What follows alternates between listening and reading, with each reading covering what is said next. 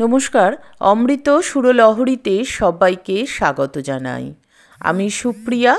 আজ আবার একটি নতুন বিষয় নিয়ে আপনাদের সঙ্গে আলোচনা করতে এলাম। বিষয়টি হলো অতিরিক্ত ধ্যান জপ করলে কি ক্ষতি হতে পারে এবং সেই ক্ষতিটি মারাত্মক। এটা আমাদের প্রত্যেকের জন্যে খুব গুরুত্বপূর্ণ একটি আলোচনা, কারণ আমরা যারা দীক্ষা নিয়েছি আমরা অনেকেই ধ্যান জপ করি, কেউ বেশি করি, কেউ কম করি, কিন্তু এই অতিরিক্ত ধ্যান জপ করলে কি হয় চলুন পূজনীয় স্বামী বিরজানন্দজি মহারাজ এই প্রসঙ্গে কি বলেছেন এবং শ্রী শ্রী মা সারদা দেবী এই প্রসঙ্গে কি বলেছেন তা আমরা শুনে নেব। মহারাজ বলছেন, সাধনের প্রথম অবস্থায় ধ্যান জপ ধীরে ধীরে ক্রমশ বাড়াতে হয়। আজ যদি আধ ঘন্টা বা ৪৫ মিনিট করো, কিছুদিন পরে ১ ঘন্টা, পরে ১.৫ ঘন্টা, ২ এরকম করে সাধ্য মতো বাড়াবে। হঠাৎ আগ্রহাতিশয্যে বা মনের উত্তেজনায় জোর করে সামর্থ্যের বেশি করতে গেলে নিজেকেই পরে ভুগতে হয়। এর প্রতিক্রিয়া এত ভীষণ হয় যে সেটা সহ্য করা মহা কঠিন হয়ে পড়ে। ফলে স্নায়ুবীয় দুর্বলতা বা অবসাদ এত বেশি আসে যে ধ্যান জপ করবার শক্তি ও ইচ্ছা পর্যন্ত চলে যায়। মাথাটা যেন ফাঁকা ফাঁকা বোধ হয়। পূর্বাবস্থা পেতে অনেক সময় বেগ পেতে লাগে, এমনকি মস্তিষ্ক বিকারও হতে পারে। লাফিয়ে লাফিয়ে একেবারে ছাদে ওঠা যায় না, তাতে পড়ে হাত পা ভেঙে যায়। ছাদে উঠতে হলে ধাপে ধাপে সিঁড়ি দিয়ে উঠতে হয়। মহারাজ বলছেন,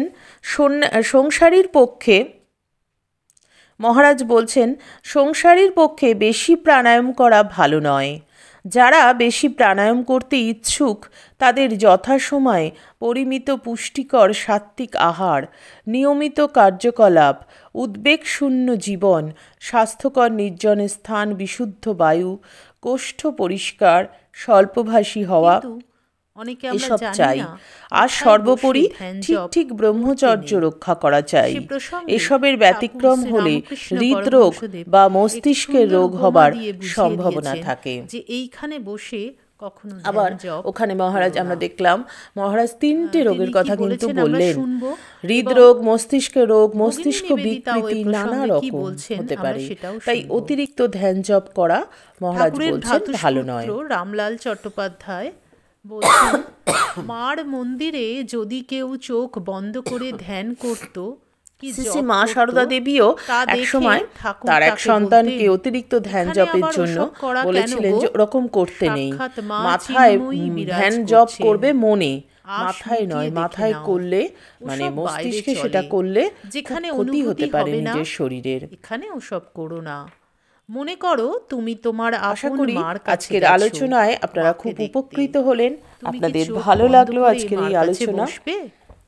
গতকালকে যে ভিডিওটা করেছিলাম তাতে যারা যারা কমেন্ট করেছিলেন, মায়ের কাছে গেলে গতকালকে ভিডিওতে শ্রী শ্রী মায়ের কথায় সংকটের সময় মন অধৈর্য হয়ে পড়লে কি করব সেখানে কমেন্ট করেছেন সুশান্ত সরকার। দাদা, মন ভরে গেল মায়ের কথায়, আমরা যেন মায়ের চরণে শরণাপন্ন হতে পারি। আপনাকে অনেক ধন্যবাদ দিদি ভাই, আপনি এমনি করেই প্রতিদিন আমাদের তার কাছে গিয়ে বসতে হবে, মায়ের কথা শোনান। নিবেদিতা শ্রী শ্রী মাকে একটি চিঠি, বর্ণালী ভট্টাচার্য লিখছেন, খুব ভালো লাগলো, অনেক ধন্যবাদ জানাই আপনাকে। আপনার পাঠ থেকে অনেক উপকৃত হই আর অনেক অজানা কথা জানতে পারি। রুমা ব্যানার্জি লিখছেন, আমরা বিপদের সম্মুখীন হলে অস্থির হয়ে পড়ি, কিন্তু এই ভিডিওটিতে মায়ের কথা জানালেন, খুব শান্তি পেলাম। প্রতিটা ভিডিওতেই অনেক কিছু জানতে পারা যাচ্ছে, অসংখ্য ধন্যবাদ। বসে আশ মিটিয়ে মাকে দেখতে হবে, ধ্যান জপ নয়। অসাধারণ একটি কথা ঠাকুর আমাদের বলে দিলেন। বলে দিলেন ভগিনী নিবেদিতা। সমীরণ দাস আশা করি লিখছেন, আমাদের আজকের দিদি আলোচনা অশান্ত আপনাদের মন সকলের শান্ত খুব হলো ভালো আপনার লাগলো। কথা শুনে। ভালো জয় মা লাগলে শারদা। প্রতিদিনের মতন কাছে অনুরোধ রইল চ্যানেলটি সাবস্ক্রাইব করে পাশের বেল আইকনটি শুক্লা ক্লিক করে মিত্র রাখবেন। লিখছেন, হ্যাঁ খুব ভালো লাগলো। ঠাকুরমা স্বামীজির চরণে আমার আভূমি লুণ্ঠিত কাবেরী প্রণাম ঘোষ জানিয়ে লিখেছেন, আজকের খুব ভিডিও ভালো এখানেই শেষ লাগলো। করব। আবার আগামী ভিডিওতে আপনাদের সঙ্গে দেখা হবে। শিপ্রা চক্রবর্তী লিখছেন, ঠাকুরমায়ের কৃপায় আপনারা সকলে ভালো থাকুন, সুস্থ থাকুন। সত্যি হরি ওম মাকে ধরে শ্রী থাকলে রামকৃষ্ণ মনে অর্পণমস্তু। উত্তর আসে। জয় মা। আপনার কথা খুব মিষ্টি করে বলা ভালো লাগে। মাকে প্রণাম জানালাম। আচ্ছা, সীমা চ্যাটার্জি লিখছেন, খুব সুন্দর।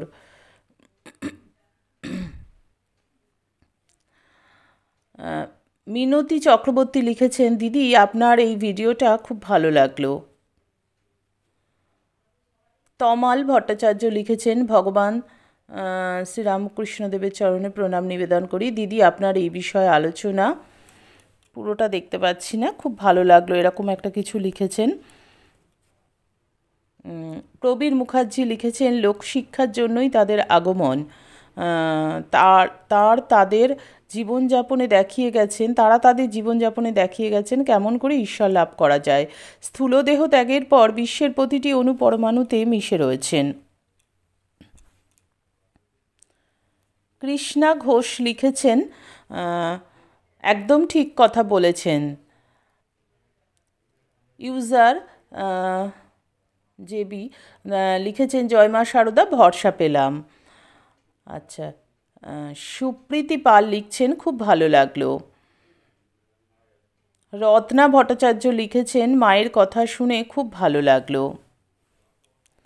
আপনাদের সকলকে অসংখ্য ধন্যবাদ, আপনাদের সকলের এই উৎসাহ দানের জন্য, এরকম কমেন্ট, সুন্দর সুন্দর কমেন্টের জন্য। এবং সত্যি কথাই বলছি যে মায়ের কথা শুনলে সত্যিই খুব ভালো লাগে, এবং মায়ের কথা শুনলে সত্যি মনে শক্তি পাওয়া যায়, ভরসা পাওয়া যায়। মা যে আমাদের সঙ্গে কিভাবে জড়িয়ে আছেন, মাকে স্মরণ করলে কিন্তু মাকে পাওয়া যায়। শুধু মাকে স্মরণ করতে হবে। আমরা যদি মাকে স্মরণ না করি তাহলে কিভাবে মায়ের মহিমা বুঝবো। মাকে আমাদের যেমন সেই প্রসঙ্গে ঠাকুর শ্রী রামকৃষ্ণদেব বলছেন, যখন বাচ্চা শুয়ে থাকে মা চুষি কাঠি দিয়ে তাকে ভুলিয়ে রাখে, কিন্তু যখন সে কাঁদে মা ছুটে এসে তাকে কোলে তুলে নেয়। ঠিক মাও কিন্তু তাই, ঈশ্বরও তাই। আর ঈশ্বরকে সেই মা, আর সেই ঈশ্বর মাকে কি করেন, তিনিও তাই করেন। আমাদেরকে এই জাগতিক সমস্ত কিছু, সংসারের খুঁটিনাটি, জাগতিক মায়া বিষয়া শক্তি সমস্ত কিছু দিয়ে আমাদের ভুলিয়ে রাখেন। আমরা এগুলো নিয়ে খেলা করি। যখন আমরা এইগুলো আমাদের মন থেকে আমরা এগুলো থেকে ঝেড়ে ফেলে মুক্ত হতে চাই, তখন মায়ের শরণাপন্ন হই, মাগো রক্ষা করো। তখন কিন্তু মা রক্ষা করেন। তাই ডাকতে হবে, না ডাকলে মা সাড়া দেবেন কেন? না ডাকলে কখনোই মা সাড়া দেবেন না। আমার সন্তান যদি একটা ঘরে থাকে আর আমি যদি একটা ঘরে থাকি, সে মা বলে ডাকলে তবে তো আর একটা ঘর থেকে আমি বেরিয়ে এসে সাড়া দেব। তা সেই জন্য সবসময় আমাদের মায়ের শরণাপন্ন হয়ে থাকতে হবে, মাকে ডাকতে হবে। আশা করি আমাদের আজকের আলোচনা আপনাদের সকলের খুব ভালো লাগলো। ভালো লাগলে প্রতিদিনের মতো লাইক, কমেন্ট, শেয়ার করবেন। যারা চ্যানেলটি সাবস্ক্রাইব করেছেন তাদেরকে অসংখ্য ধন্যবাদ। যারা চ্যানেলে নতুন বন্ধু তাদের কাছে অনুরোধ রইল চ্যানেলটি সাবস্ক্রাইব করে পাশের বেল আইকনটি ক্লিক করে পাশে থাকুন। ঠাকুর মায়ের কৃপায় আপনারা সকলে ভালো থাকুন, সুস্থ থাকুন, সকলের মঙ্গল হোক, সকলের ভালো হোক। যারা এখন শুনছেন, যারা পরে শুনবেন, যারা লাইক দিচ্ছেন, যারা কমেন্ট করছেন, সকলকে অসংখ্য অসংখ্য ধন্যবাদ। ঠাকুর মায়ের চরণে আমার আভূমি প্রণাম জানাই।